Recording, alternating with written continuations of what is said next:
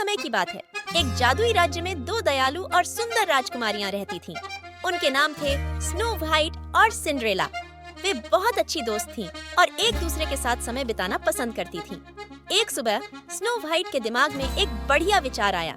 उसने सिंड्रेला से कहा, चलो जादुई जंगल में पिकनिक मनाते हैं। हम अपने जानवर दोस्तों को भी बुला सकते हैं और मस्ती से भरा दिन बिता सकते हैं। सिंड्रेला खुशी से झूम उठी।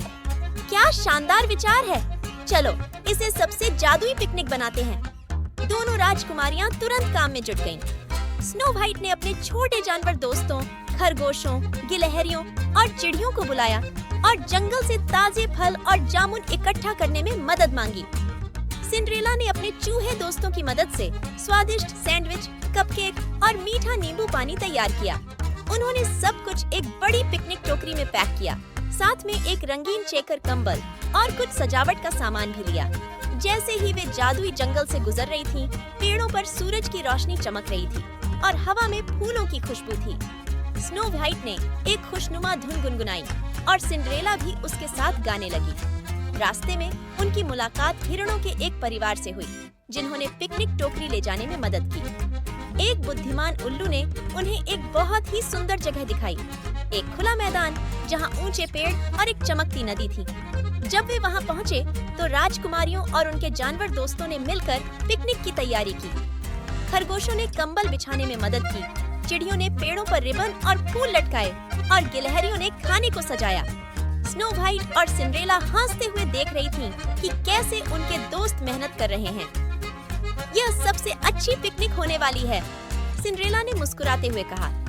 जब सब कुछ तैयार हो गया, तो राजकुमारियों और उनके जानवर दोस्तों ने मिलकर खाना खाया। उन्होंने कहानियां साझा की, खेल खेले और एक दूसरे के साथ नाचे। स्नो व्हाइट ने अपनी बांसुरी बजाई और चिड़ियों ने साथ में गाना गाया, जबकि सिंड्रेला ने खूबसूरती से नाच किया। उसके कांच के जूते सूरज की रोशनी में चमक रहे थे। पूरा जंगल हंसी और खुशी से भर गया। लेकिन जैसे ही वे मिठाई खाने वाले थे, एक छोटी सी गिलहरी उनके पास आई, जो बहुत चिंतित लग रही थी। अरे नहीं, मेरा छोटा भाई पेड़ पर फंस गया है और मैं उसे नीचे नहीं उतार पा रही हूँ। वह रोने लगी। स्नो व्हाइट और सिंड्रेला तुरंत मदद के लिए आगे आए। उनके जानवर दोस्तों की मदद से उन्होंने डंडियों और पत्तियों से एक सीढ़ी बनाई। सिंड्रेला ने सीढ़ी को पकड़ा, जबकि स्नो व्हाइट ने ऊपर चढ़कर बच्चे गिलहरी को बचाया।